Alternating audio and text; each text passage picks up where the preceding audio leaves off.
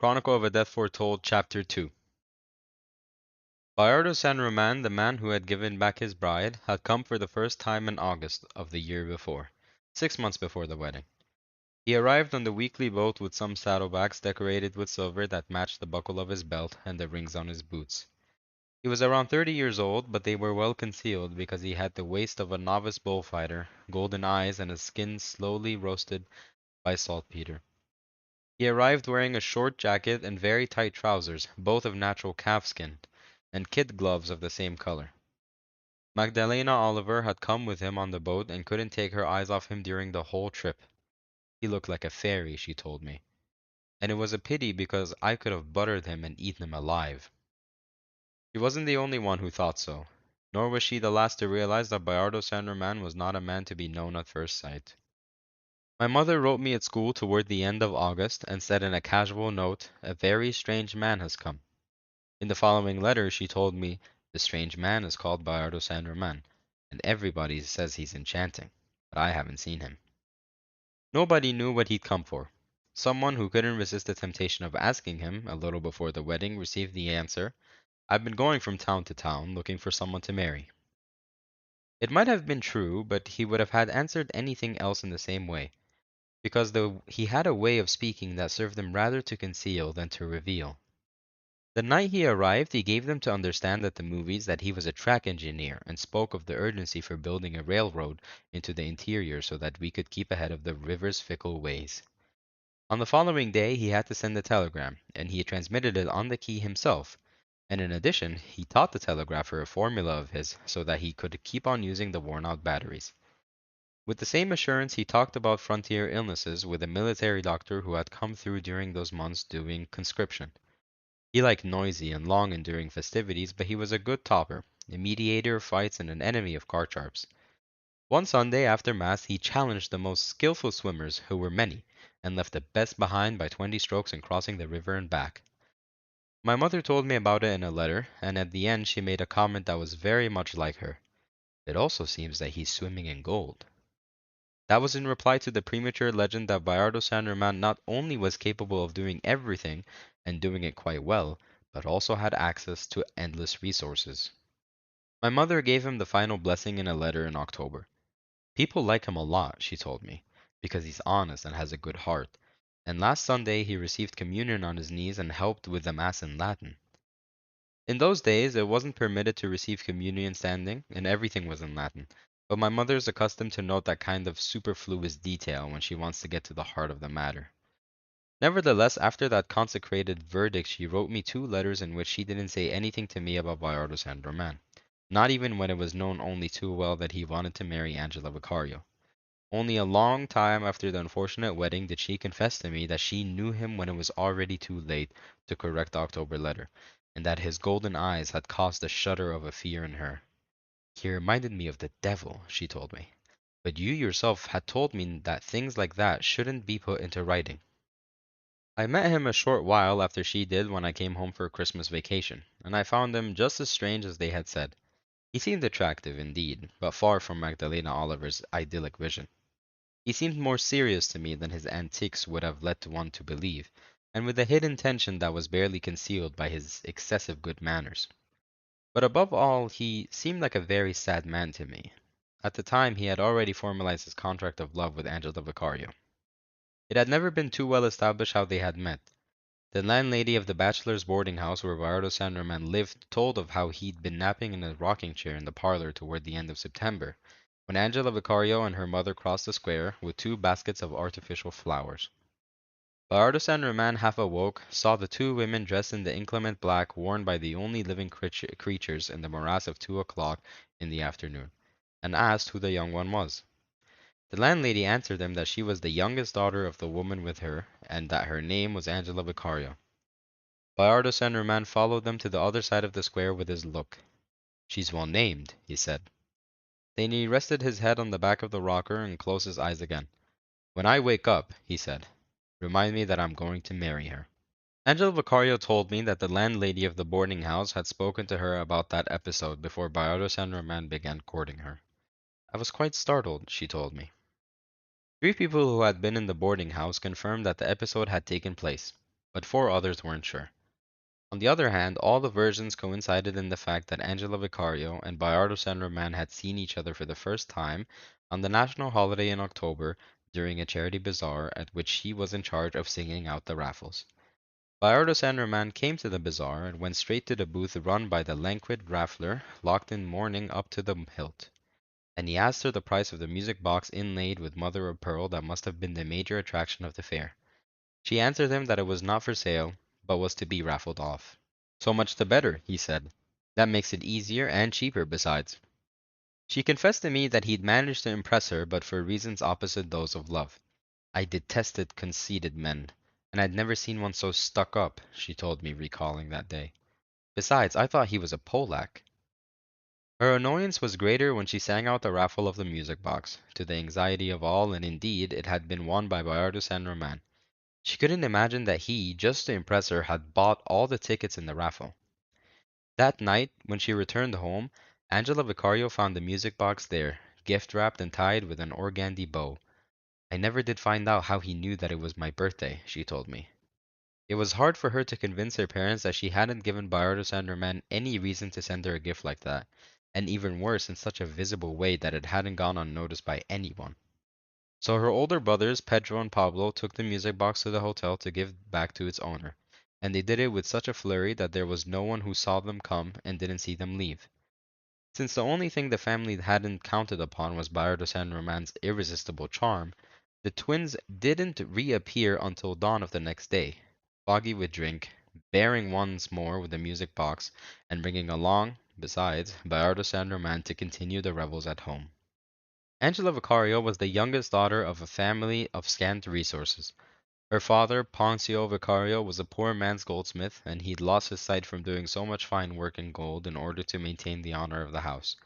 Purísima de la Carmen, her mother, had been a schoolteacher until she was married forever. Her meek and somewhat afflicted look hid the strength of her character quite well. She looked like a nun, Mercedes recalls.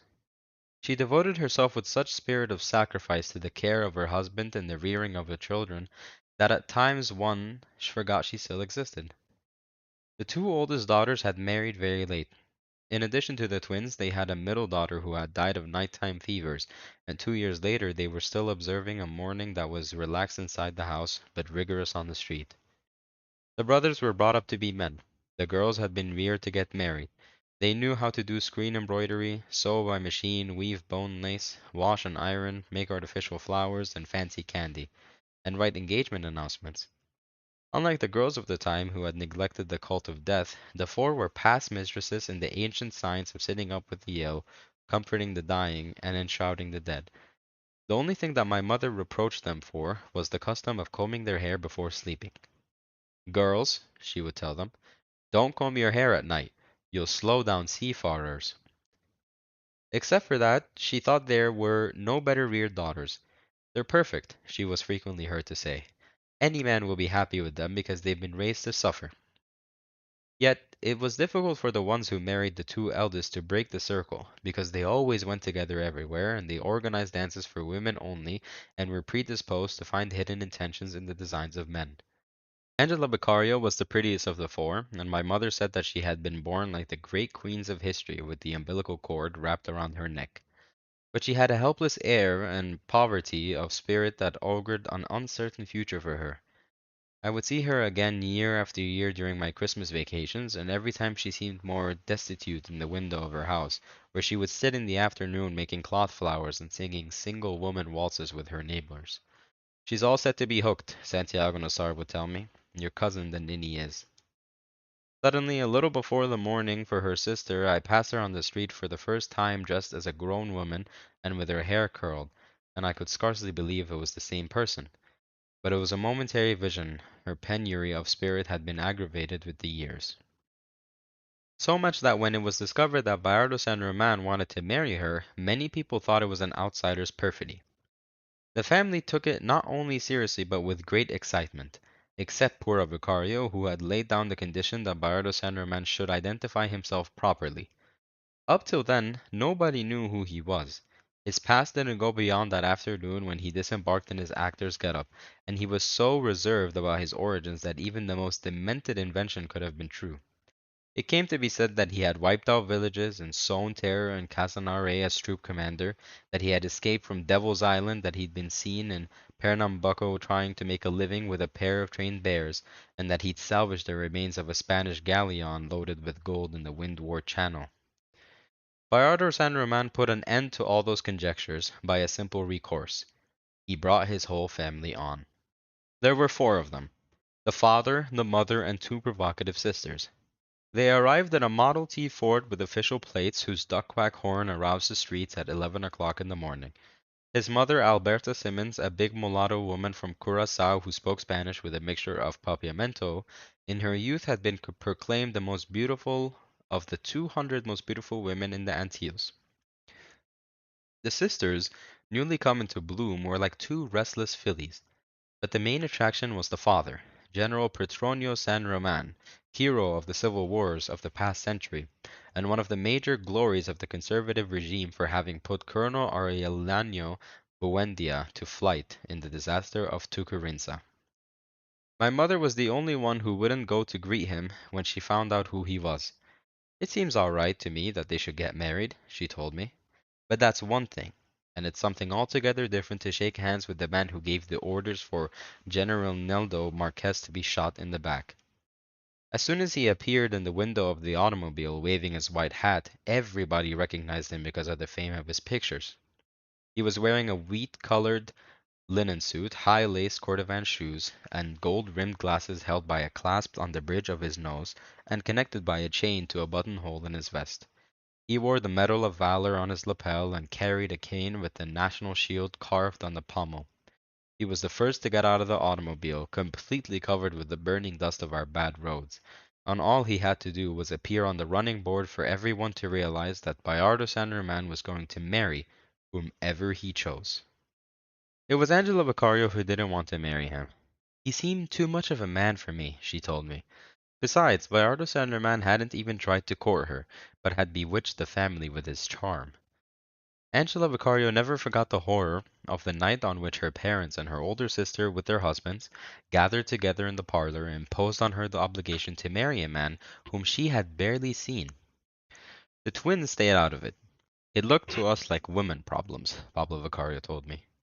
The parents' decisive argument was that a family dignified by modest means had no right to disdain that prize of destiny. Angela Vicario only dared hint at the inconvenience of a lack of love, but her mother demolished it with a single phrase: love can be learned too. Unlike engagements of the time, which were long and supervised, theirs lasted only 4 months because of Bayardo San Roman's urgings. It wasn't any shorter because Pura Vicario demanded that they wait until the family mourning was over. But the time passed without anxiety because of the irresistible way in which Bayardo San Roman arranged things.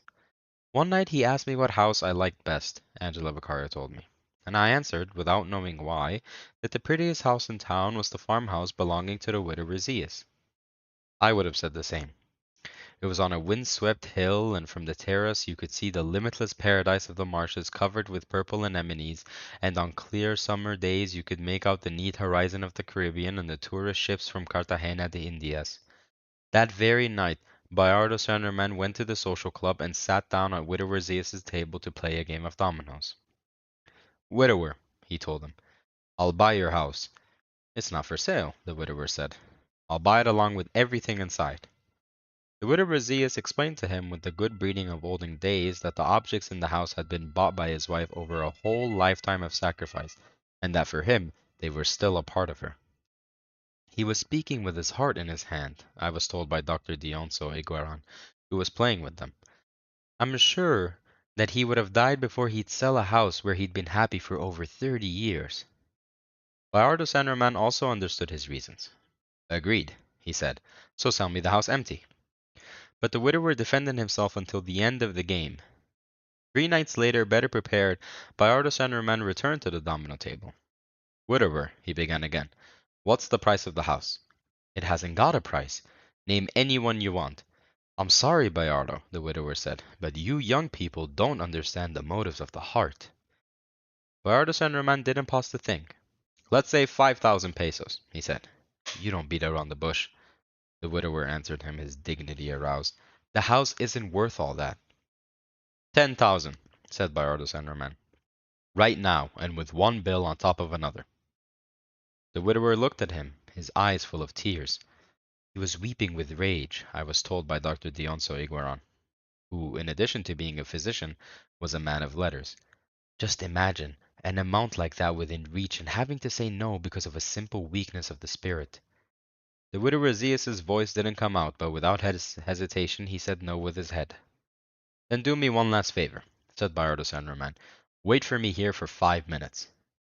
5 minutes later, indeed, he returned to the social club with his silver-trimmed saddlebags, and on the table he laid 10 bundles of 1,000 peso notes with the printed bands of the state bank still on them.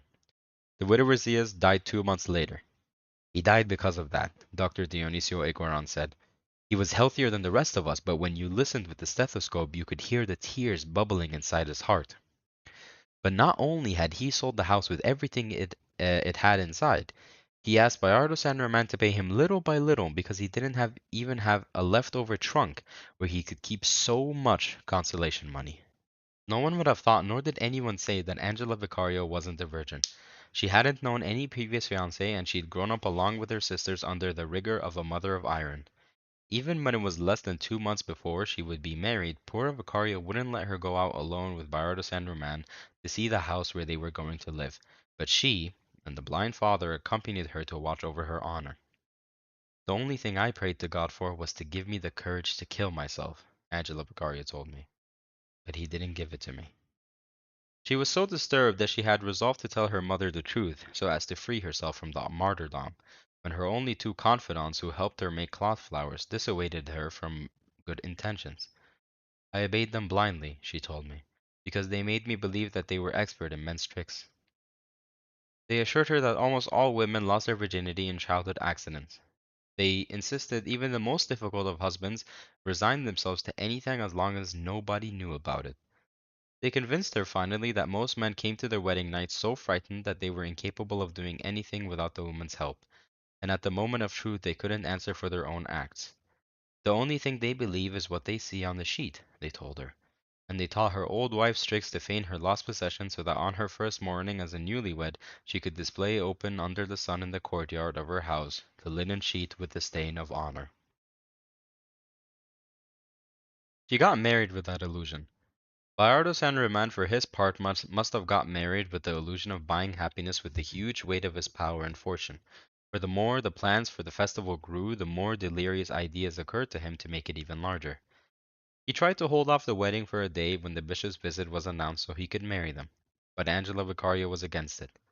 Actually, she told me, the fact is I didn't want to be blessed by a man who only cut off the combs for soup and threw the rest of the rooster into the garbage.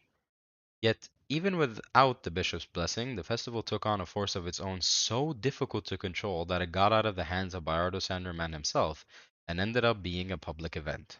General Petronio San Roman and his family arrived that time on the National Congress's ceremonial boat, which remained moored to the dock until the end of the festivities, and with them came many illustrious people who, even so, passed unnoticed in the tumult of new faces. So many gifts were brought that it was necessary to restore the forgotten site of the first electrical power plant in order to display the most admirable among them, and the rest were immediately taken to the former home of the widower Zias, which was already set up to receive the newlyweds. The groom received a convertible with his name engraved in Gothic letters under the manufacturer's seal. The bride was given a chest with table settings in pure gold for 24 guests. They also brought in a ballet company and two waltz orchestras that played out of tune with the local bands, and all the groups of brass and accordion players who came, animated by the uproar of revelry. The Vicario family lived in a modest house, with brick walls and a palm roof, topped by two attics where swallows got in to breed in January. In front, it had a terrace almost completely filled with flower pots, and a large yard with hens running loose and fruit trees. In the rear of the yard the twins had a pigsty, with its sacrificial stone and its disemboweling table, which was a good source of domestic income ever since Poncio Vicario had lost his sight. Pedro Vicario had started the business, but when he went into military service, his twin brother also learned the slaughterer''s trade. The inside of the house barely had enough room in which to live. Therefore, the older sisters tried to borrow a house when they realized the size of the festival. Just imagine, Angela Vicario told me. They thought about Placida Linero's house, but luckily my parents stubbornly held to the old song that our daughters would be married in our pigpen or they wouldn't be married at all. So they painted the house its original yellow color, fixed up the doors, repaired the floors, and left it as worthy as was possible for such a clamorous wedding. The twins took the pigs off elsewhere and sanitized the pigsty with quicklime, but even so it was obvious that there wasn't enough room. Finally, through the efforts of Bayardo San Roman, they knocked down the fences in the yard, borrowed the neighboring house for dancing, and set up carpenters' benches to sit and eat on under the leaves of the tamarind trees. The only unforeseen surprise was caused by the groom on the morning of the wedding, for he was 2 hours late in coming for Angela Vicario, and she had refused to get dressed as a bride until she saw him in the house. Just imagine, she told me. I would have been happy if he hadn't come, but never if he abandoned me dressed up. Her caution seemed natural, because there was no public misfortune more shameful than for a woman to be jilted in her bridal gown. On the other hand, the fact that Angela Vicario dared put on the veil and the orange blossoms without being a virgin would be interpreted afterwards as a profanation of the symbols of purity. My mother was the only one who appreciated as an act of courage that the fact that she had played her marked cards until the final consequences. In those days, she explained to me, God understood such things. On the other hand, no one yet knew what cards Bayardo Sanderman was playing with. From the moment he finally appeared in the frock coat and top hat until he fled the dance with the creature of his torment, he was the perfect image of a happy bridegroom. Nor was it known what cards Santiago Nassar was playing. I was with him all the time in the church and at the festival, along with Cristo Bedoya and my brother Luis Enrique, and none of us caught a glimpse of any change in his manner. I've had to repeat this many times, because the four of us had grown up together in school and later on in the same gang in vacation time, and nobody could have believed that we could have a secret without its being shared, all the more so such a big secret. Santiago Nassar was a man for parties, and he had his best time on the eve of his death calculating the expense of the wedding. In the church, he estimated that they'd set up floral decorations equal in cost to those for 14 first-class funerals. That precision would haunt me for many years, because Santiago Nassar had often told me that the smell of closed-in flowers had an immediate relation to death for him, and that day he repeated it to me as we went into the church. I don't want any flowers on my funeral, he told me, not thinking that I would see to it that there weren't any the next day. En route from the church to the Vicario's house, he drew up the figures for the colored wreaths that decorated the streets, calculated the cost of music and the rockets, and even the hail of raw rice with which they received us at the party. In the drowsiness of noon, the newlyweds made their rounds in the yard. Bayardo San Roman had become our very good friend, a friend of a few drinks, as they said in those days, and he seemed very much at ease at our table. Angela Vicario, without her veil and bridal bouquet and her sweat-stained satin dress, had suddenly taken on the face of a married woman.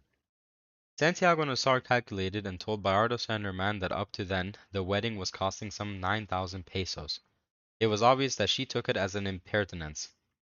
My mother had taught me never to talk about money in front of other people, she told me. Bayardo San Roman, on the other hand, took it very graciously, and even with a certain pride. Almost, he said, but we're only beginning. When it's all over, it will be twice that, more or less. I had a very confused memory of the festival before I started to rescue it piece by piece from the memory of others. For years they continued talking in my house about the fact that my father had gone back to playing his boyhood violin in honor of the newlyweds, that my sister the nun had danced a meringue in her doorkeeper's habit, and that Dr. Dionisio Igoran, who was my mother's cousin, had arranged for them to take him off on the official boat so he wouldn't be here the next day when the bishop arrived. In the course of the investigations for this chronicle, I recovered numerous marginal experiences, among them the free recollections of Bayardo San Roman's sisters, whose velvet dresses with great butterfly wings pinned to their backs with gold brooches drew more attention than the plumed hat and row of war medals worn by their father. Many knew that in the confusion of the bash I had proposed marriage to Mercedes Barcia as soon as she finished primary school, just as she herself would remind me 14 years later when we got married. Really, the most intense image that I have always held of that undesirable Sunday was that of old Poncio Vicario sitting alone on a stool in the center of the yard.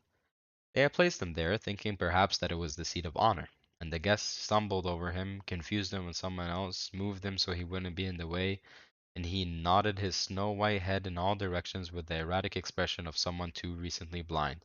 answering questions that weren't directed at him, and answering fleeting waves of the hand that no one was making to him, happy in his circle of oblivion.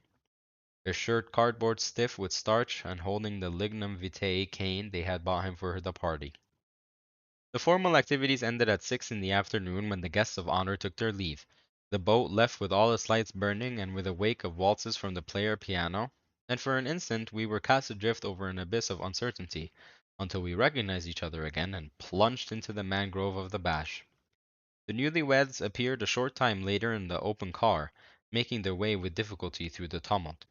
Bayardo San Roman shot off rockets, drank cane liquor from the bottles the crowd held out to him, and got out of the car with Angela Vicario to join the whirl of the Cumbiamba dance. Finally, he ordered us to keep on dancing at his expense for as long as our lives would reach, and he carried his terrified wife off to his dream house, where the widower Zias had been happy. Public spree broke up into fragments around midnight, and all that remained was Clotal Armenta's establishment on one side of the square. Santiago Nassar and I, with my brother Luis Enrique and Cristo Bedoya, went to Maria Alejandrina Cervantes' House of Mercies. Among so many others, the Vicario brothers went there, and they were drinking with us, and singing with Santiago Nassar 5 hours before killing him. A few scattered embers from the original party must have still remained, because from all sides waves of music and distant fights reached us, sadder and sadder, until a short while before the bishop's boat bellowed. Poor Vicario told my mother that she had gone to bed at 11 o'clock at night after her older daughters had helped her clean up a bit from the devastation of the wedding. Around 10 o'clock, when there was still a few drunkards ringing in the square, Angela Vicario had sent for a little suitcase of personal things that were in the dresser in her bedroom, and she asked them also to send a suitcase with everyday clothes. But the messenger was in a hurry. She'd fallen into a deep sleep when there was a knocking on the door. They were three very slow knocks, she told my mother, but they had that strange touch of bad news about them. She told her that she'd opened the door without turning on the light so as not to awaken anybody, and saw Bayardo San Roman in the glow of the street light, his silk shirt unbuttoned and his fancy pants held up by elastic suspenders. He had that green color of dreams, poor Vicario told my mother. Angela Vicario was in the shadows, so she only saw her when Bayardo San Roman grabbed her by the arm and brought her into the light. Her satin dress was in shreds and she was wrapped in a towel up to the waist. Poor Vicario thought they'd gone off the road in the car and were lying dead at the bottom of the ravine. Holy Mother of God, she said in terror, answer me if you're still of this world. Bayardo San Roman didn't go in, but softly pushed his wife into the house without saying a word. Then he kissed poor Vicario on the cheek and spoke to her in a very deep, dejected voice, but with great tenderness. Thank you for everything, Mother, he told her. You're a saint. Only poor Vicario knew what she did during the next 2 hours, and she went to her grave with her secret. The only thing I can remember is that she was holding me by the hair with one hand and beating me with the other with such a rage that I thought she was going to kill me, Angela Vicario told me. But even she, but even that she did with such stealth that her husband and even her older daughters asleep in the other rooms didn't find out about anything until dawn, when the disaster had already been consummated. The twins returned home a short time before 3, urgently summoned by their mother. They found Angela Vicario lying face down on the dining room couch, her face all bruised, but she'd stopped crying. I was no longer frightened, she told me. On the contrary, I felt as if the drowsiness of death had finally been lifted off me, and the only thing I wanted was for it all to be over quickly so I could flop down and go to sleep. Pedro Vicario, the more forceful of the brothers, picked her up into the air by the waist and sat her on the dining room table. All right, girl, he told her, trembling with rage. Tell us who it is. She only took the time necessary to say the name. She looked for it in the shadows. She found it at first sight among the many easily confused names from this world and the other, and she nailed it to the wall with her well-aimed dart like a butterfly with no will whose sentence has always been written. Santiago Nassar, she said.